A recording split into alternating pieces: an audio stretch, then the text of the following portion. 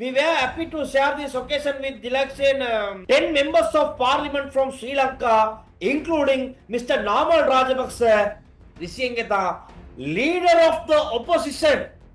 என்ன எதிர்கட்சி தலைவர் சஜித் பிரேமதாசை இப்படி தொடர்பு கொண்டு சரி நேரில் போயிட்டு பார்த்து சரி கேட்க போறேன். இப்படி இந்தியாவில் அழைக்கப்பட்ட ஒரு நிகழ்வுக்கு நாமல் ராஜபக்சே போயிருக்காரு. அவரை எதிர்கட்சி தலைவர்னு அட்ரஸ் பண்ணிருக்காங்க. அவர் தான் பிரதானமா அங்க சீஃப் கெஸ்டா கூப்பிட்டுருக்காங்க. இதை பத்தி உங்க கருத்து என்ன எதிர்கட்சி தலைவர் அவர்களே அப்படின்னு நான் கேட்க போறேன். சல்லங்கரண்டே பாமல்லி ஸ்ரீதரனுக்கு நடவடிக்கை எடுக்கப்படுதோ இல்லையோ சிவிகேக்கு கிட்டடியில காத்திருக்கப்படும் அப்படின்னு சொன்னா வயது முதிர்ச்சி காரணமாக அவரால் இந்த பதவியை மேற்கொண்டு செல்ல முடியாமல் இருக்கிறது. நாமல் ராஜபக்சே சிஐடி அழைச்சிருக்கு இல்ல அவரும் கைது இல்ல விசாரணை மட்டும் விசாரணை. வாங்க பேசிக்கிட்டு இருக்க 2 காப்பி குடிங்க அப்படி போங்க.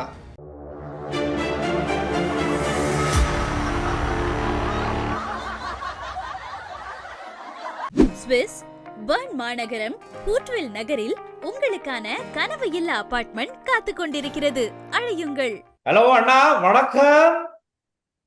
வணக்கம் வணக்கம் வணக்கம். முதல்ல இந்திய குடியரசு தினம் இன்னைக்கு 77வது குடியரசு தினம். நம்ம அயல் நாடு இந்திய குடியரசு தினத்தை நம்ம நாட்டு நடப்புக்குள்ள கொண்டு வர தேவையில்லை. நம்ம நாட்டு நடப்புக்குள்ள கொண்டு வராட்டு இன்னைக்கு நாட்டு நடப்பே இல்ல. என்ன பண்ண இந்தியோட நாட்டு நடப்பா இங்க செய்ய போறோம். இது இந்தியாவோட நாட்டு நடப்பு. ஆனா இங்க இருந்து கொஞ்சம் பேர் போயிட்டு பண்ணாங்க பாருங்க ஒரு சம்பவம். அதை பத்தி நாங்க இன்னைக்கு நாட்டு நடப்புல பேசியே ஆகணும். இது எப்படி நம்ம இங்க என்ன அயலக மாநாட்டுக்கு வெள்ளப்பையோட குந்திட்டு இருந்த மாதிரியா? அந்த யூரோல இருந்த மாதிரி இங்க என்ன நினைச்சது சொன்னா, நம்ம 2029 ஜனாதிபதி ஆவதற்கு பல கனவுகளுடன் ஓடிக்கொண்டிருக்கின்ற பெருமக்களே ராஜபக்ச முதல்வர் நாமல் ராஜபக்ச உட்பட ஒரு டீம் வந்து இதுக்கு முதல் போன வாரம் போனாங்க இந்தியாவுக்கு. இப்ப ஏன் இவங்க போறாங்க? இப்ப இதுல யாருக்கான எஸ்எல்பிபில நாமல் ராஜபக்ச, மிலிந்த ராஜபக்ச, அப்படி கொஞ்சம் பேரும் எஸ்ஜேபில இருந்து கொஞ்சம் பேரும் அழைச்சிட்டு போயிருக்காங்க. இப்ப இதான் ட்விஸ்டே. எஸ்எல்பிபி இருக்கு, எஸ்ஜேபி இருக்கு. இந்திய அரசாங்கத்துல தினத்துக்கு போயிருக்காங்க. இந்த குடியரசு தினத்துக்கு போயிருக்காங்க. இந்திய அரசாங்கத்தின் நிகழ்வா குடியரசு தினத்துக்கு இவங்க கலந்து அதுதான் அங்கதான் விஷயமே இருக்கு. இப்ப என்னன்னா, இவங்க போகும்போது சொன்னது என்னமோ இந்திய அரசாங்கத்தின் அழைப்பின் பேரில் நாங்க இப்படி இந்தியாவுக்கு போறோம், ஒடிசா மாநிலத்துக்கு போறோம் அப்படின்ட்டு தான் இவங்க எல்லாம் போறாங்க. இதுல என்னன்னா, எஸ்ஜேபி நம்ம எதிர்கட்சி தலைவர் சஜித் பிரேமதாசவுக்கு பக்கத்தில் அமர்ந்திருக்க லக்ஷ்மண் கிரியல்லையோட மகள் அவங்களும் போறாங்க. அவங்களும் எஸ்ஜேபி தானே. அப்ப அவங்க பாருங்க, எதிர்கட்சி தலைவர் போகல, ஆனா நாமல் ராஜபக்ச எஸ்ஜேபியில கொஞ்சம் பேர் போயிருக்காங்க. சரி, எல்லாம் நம்பினாங்க. அப்பா அரசாங்கத்துல யாரும் போகல, ஆளும் தரப்புல யாரும் போகல, எதிர் தரப்புல நாமல் ராஜபக்சே அழைச்சிட்டு போற அளவுக்குன்னா மவுஸ் அதிகம் தான். நம்ம நாமல் ராஜபக்சே கெத்து தாண்டாப்பா அப்படின்னு நினைச்சுக்கிட்டு இருக்காங்க. இப்ப நாட்கள் ஓடுது. குடியரசு தினம் இன்னைக்கு நடக்குது. காலையிலே நியூஸ், பிரதமர் மோடி அரச நிகழ்வு வந்து டெல்லியில நடக்குது. அப்ப எங்கடா இலங்கையில இருந்து போனவங்க எங்கடா போட்டோவை காணோம், இன்னும் வரலையே, எங்க போயிருக்காங்க தேடுறாருங்க. இல்ல பாஸ் கொடுக்கலையோ எல்லாம் அப்படித்தான். என்ன ஒருவேளை போனவங்க ரிட்டர்ன் போயிட்டாங்களா, எங்க அனுப்புனாங்க, இன்னும் விவரம் இல்லாம இருக்கு, என்ன நடந்துச்சு அப்படின்னு தேடிக்கிட்டு இருக்கும் போது இன்னொரு பக்கம் வெளியே வருது நியூஸ். குடியரசு தின நிகழ்வில் ஒடிசா மாநிலத்தில் கலந்து கொண்ட நாமல் ராஜபக்சே. ஒடிசா மாநில முதலமைச்சர் நிகழ்வா? நீங்க வேற அப்படியா இருந்தாலும் விஷயத்துக்கு வாரேன். அரச உத்தியோகபூர்வ நிகழ்வு நடந்திருக்கு டெல்லியில.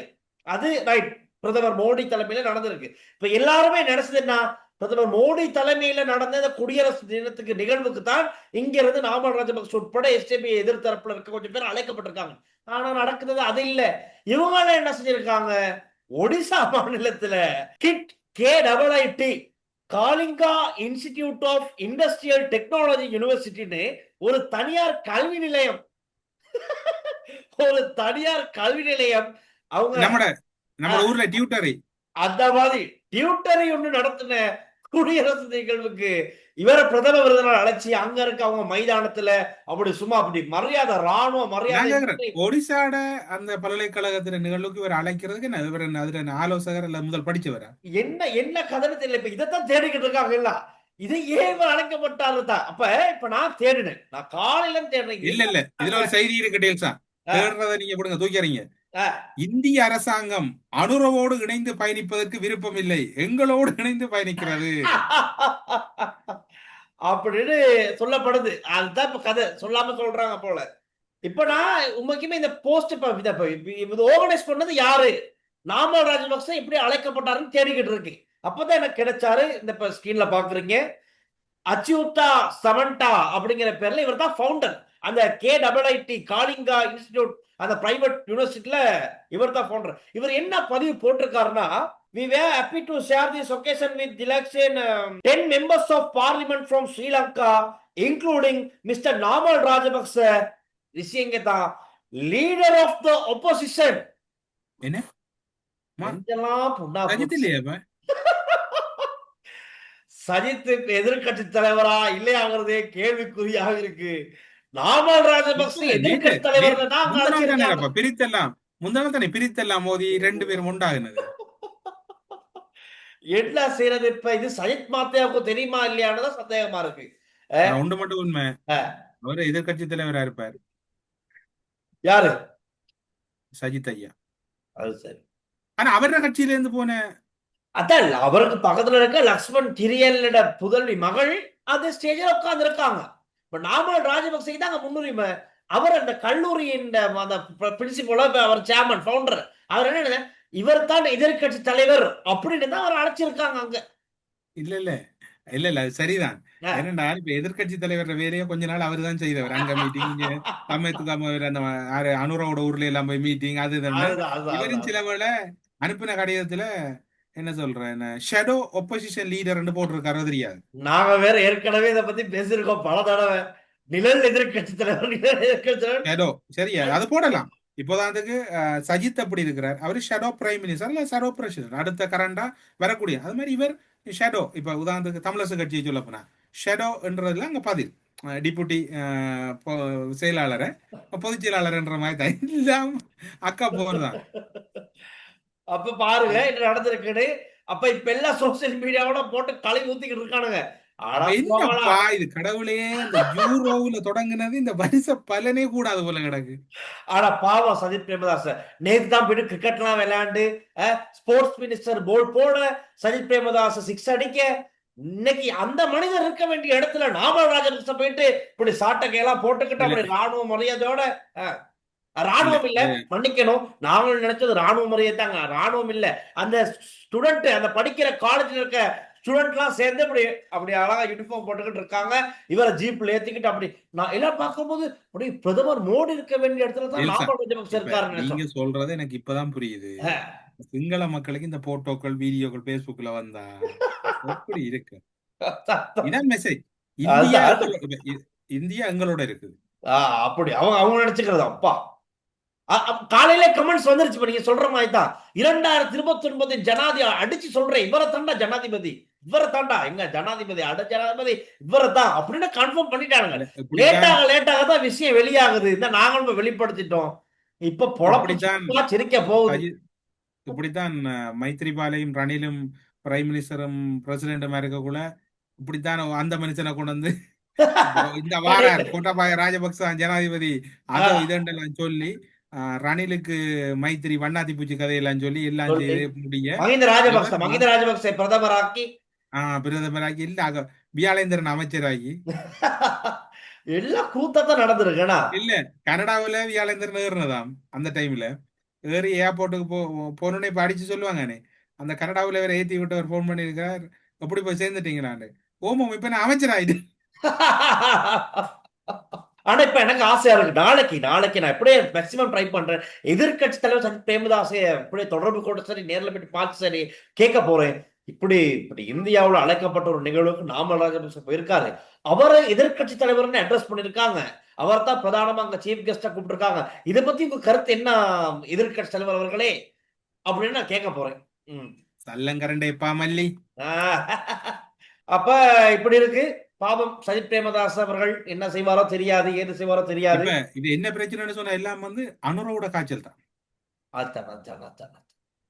ரெண்டு பிரச்சனை இருக்கு டெல்சன் இவங்களுக்கு. அனுர என்ன செய்ய போறாருன்னு தெரியாது, என்ன செய்யறாருன்னு தெரியாது. இவங்களுக்குள்ள இந்த சிங்கள பெரிய கட்சிகள் என்று சொல்லி இன்னைக்கு இருக்கிறார்கள் எல்லாரும் வந்து என்ன சொல்ற அந்த ஊர்ல ஞாபகம் இருக்கு அவங்களுக்கு குறுக்கால முறக்கால ஓடுறேன்னு எல்லா பக்கத்தாலையும் ஓடி திரிறாங்க. ஆனா ஒன்றும் பிடிக்கலாம் இருக்கு. ஆனா அவர பாடல சிவனேண்டு இருக்கிறார். ஆனா சரி, இந்த கதை இருக்கட்டும். மத்த பக்கம் இப்ப நேத்து ஒரு பிரஸ் மீட் நடந்துச்சு, ஒரு கூட்டம் முடிஞ்சு வராங்க வெளியில. நான் போயிட்டு வரட்டா? நம்ம ஏன் நீங்க சொல்லியே ஆகணும், சொல்லிட்டு போங்க நீங்க. நம்ம இது கட்டாயம் பேசி ஆகணும், ரைட்டா? சிவிகே அவர் சொல்றாரு, சிவஞானம் ஸ்ரீதரனை விளக்குறதுக்கு நாங்க எந்த விதமான தீர்மானம் எடுக்கல, அதை பத்தி பேசவும் முடியல. அங்கிட்டு சுமந்திரன் அவர்கள் சொல்றாரு, ஆம் அது விளக்குறது சம்பந்தமா தான் நாங்க தீர்மானம் எடுத்திருக்கோம், நாங்க விளக்குறதுக்கான முடிவு பண்ணிட்டோம் அப்படின்னு. என்னென்ன குழப்பமா இருக்கு? ஒரே மீட்டிங்ல ரெண்டு விஷயம்.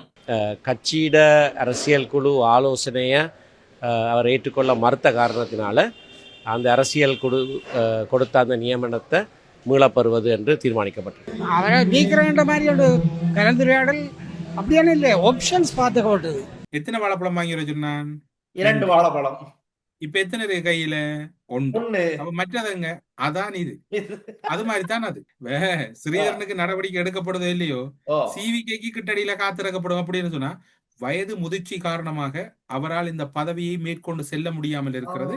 அந்த பதவியையும் நானே தற்காலிகமாக வைக்க போகிறேன், கட்சியின் யாப்பு கூறுகிறது, நானே அதனை மேற்கொண்டு செல்ல போகிறேன் என்றால் சிவிகே அவரும் சொல்லுவார், என்னுடைய வயது மூப்பு எனக்கு கொஞ்சம் கடினமா இருக்குது, நானும் இதுல இருந்து விலகுறேன் என்று ஐயா சிவிகேயின் சொல்ல, அந்த அதாவது பதில் தலைவர் பதில் செயலாளராக ஒருவர் பதவி வைக்கக்கூடிய ஒரு இடம் பெறப்போகுது. ஸ்ரீதரன் பதவி விலக்க முதல் ஸ்ரீதரன் சிவிகே ஐயாட செய்திய ஸ்ரீதரன் டிவில வாப்பார், சிவிகே சிவஞானம் பதவி விலகி விட்டார் என்று. ஆனா மத்தது இப்ப நாளைக்கு முக்கியமான நாள் ஒண்ணு. நம்ம அன்னைக்கு தான் பிறந்தநாள் வாழ்த்தெல்லாம் சந்தோஷமா சொன்னோம். முன்னாள் ஜனாதிபதி மஹிந்த ராஜபக்சனுடைய மனைவி சிராந்தி ராஜபக்ச மேடம் அவங்களுக்கு நாங்க அன்னைக்குதான் பிறந்தநாள் வாழ்த்து சொன்னோம். ஆனா நாளைக்கு அவங்கள FCID கூப்பிட்டு இருக்காங்க. நாங்க இன்கொயரி முடிய அனுப்பிடுவோம். அனுப்பிடுவீங்களா? அப்ப என்ன மோசடி நடந்திருக்கு, 40 கோடி பெருமதியான ஒரு காணியை வாங்கி போட்டு விசாரணை, குற்றச்சாட்டுகளுக்கான விசாரணை மட்டும் தான் நடக்குமா? விசாரணை மட்டும்தான். சில ஒரு 4 hours 6 hours எடுக்கும், இல்ல 5 hours எடுக்கும், சின்ன பிரேக் கொடுப்போம். டோன்ட் வரி, நீங்க அதை பற்றி நீங்க இது செய்ய. இன்னொரு கேஸ் இருக்கு. இப்ப அவங்களோட மகன் இந்த இப்ப இன்னைக்கு இந்தியாவுல போயிட்டு எதிர்கட்சி தலைவரா குடியரசு தினத்தை கொண்டாடி வந்து நாமல் ராஜபக்சே CID அழைச்சிருக்கு. அது என்னத்துக்குன்னா கேள்பத்திர பத்மையோட நெருங்கி ஏதோ தொடர்புல கச்சமுத்தான்னு இருந்திருக்காரு போல, அது சம்பந்தம் விசாரிக்க அழைப்பு இருக்கு. அப்ப அதுவும் கைது இல்லையா? இல்ல, அவரும் கைது இல்ல. இல்ல, விசாரணை மட்டும் தான். விசாரணை. வாங்க பேசிக்கிட்டு இருக்க, 2 காப்பி குடிங்க, அப்படி போங்க. களவு செய்யாமல் இருப்பதன் கௌரவம் இந்த அரசாங்கத்துக்கு கிடைக்க வேண்டும். யா அல்லாஹ், அங்க ஒரு ஆள் பனி விளையாடுறாரு கனடாவில். ஐயோ கடவுளே! இப்ப அது வந்து சோசியல் மீடியா எப்படி போகுதுன்னா, சரத் பொன்சேகா ஐயா சொல்லிருக்கிறார். அவர் சொல்லிருக்காரு. இப்ப இன்ஸ்டாகிராம்ல இந்த பெண் குயின் கதை ஒண்ணு நல்லா ட்ரெண்டிங்ல போய்கிட்டு இருக்கு. ஒரு பெண் குயின் கூட்டத்துல ஒரே ஒரு தனி பெண் குயின் அந்த கூட்டத்தை விட்டுட்டு 75 கிலோமீட்டர் அங்கிட்டு இருக்க மலையை தேடி போனுச்சான். ரவுஃப் ஹக்கீம் ஐயா அந்த பெண் குயினை தேடி போறதா இப்ப சோசியல் மீடியாவில அடிச்சுட்டு இருக்காங்க. ஒருவேளை ரவுஃப் ஹக்கீம் அவர்கள் வந்து இந்த பெண் குயினை தேடி போய்கிட்டு இருக்காரு போல அப்படின்னு. அது ஒரு பொங்கல் விழாவுக்கு தான் அவர் அழைக்கப்பட்டிருக்கிறார். எனக்கு உண்மையில அரசியல் ரீதியான விமர்சனங்கள் இருந்தாலும் இலங்கையில் இருக்கக்கூடிய சிறந்த ஒரு தமிழ் இலக்கிய பேச்சாளர் அவர். கிட்டத்தட்ட சொல்ல போனால் அவர், அதாவது அந்த தமிழ் பேசும் முஸ்லிம் சகோதரர்கள் சொல்லிக் கொடுக்கிறது, அந்த அதுல ஒரு கிஞ்சித்தும் விலகாத ஒரு பெருமதி மிக்க ஒரு இடத்துல அவர் இருக்கிறார். உண்மையில் அவர், நீங்களும் அவர் சுவாரஸ்யமா பேசக்கூடியவர், இயல்பாக யாரையும் வெறுக்கக்கூடியவர். இப்ப நீங்க விமர்சிச்ச என்ன டெல்சான் நமக்கு நேற்று போட்டு வாங்கினீங்க, அங்க பார்த்தேன், நான் சிரிச்சேன், உங்களோட பார்த்து சிரிச்சேன், அது ஓகே, உங்களோட டியூட்டி. அந்த ஒரு பண்பாட்டோடு இருக்கக்கூடிய ரவுஃப் ஹக்கீம் அவர் உண்மையில அந்த அந்த அந்த போன நிகழ்வு பொங்கல் விழாண்டாலும் அவர் அழைப்பதற்கு 100% தகுதியான. ஆனா எனக்கு ஒரு டவுட், இது கிளியர் பண்ணுங்க, நீங்க தான் கிளியர் பண்ணணும்னு சொல்லிட்டு. இப்ப ரீசெண்டா இவரோட ஒரு பேச்சு வந்து கொழும்புல பேசி கொஞ்சம் வைரல் ஆகுனுச்சு. நல்ல கண்டனம். என்னடா சொன்னா, விடுதலை புலிகள் இயக்கத்துக்கு இவர் சந்திக்க போனப்போ அங்க இவரை கவனிச்ச விதத்தை பத்தி ரொம்ப பெருமையா சொல்லியிருந்தாரு.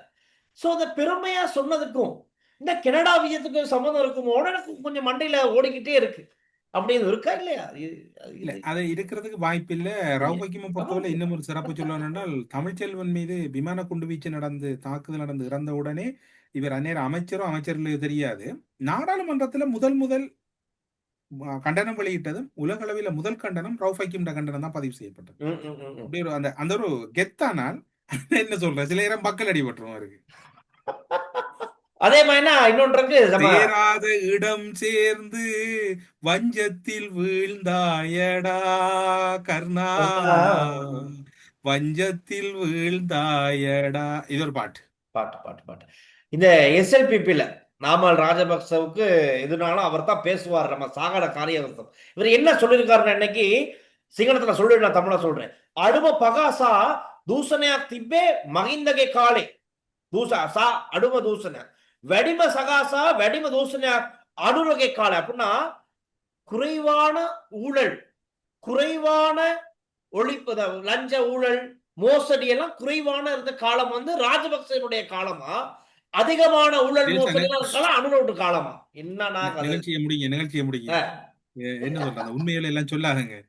ஆமா முடிச்சிருந்தா மக்களுக்கு அதிர்ச்சி அடைஞ்சிருவாங்க. என்னதான் செய்ய இப்படி கைக்கிறாங்க. எங்களை கிறுக்கன்னு நினைக்கிறாங்களா அவங்க கிறுக்கங்களா?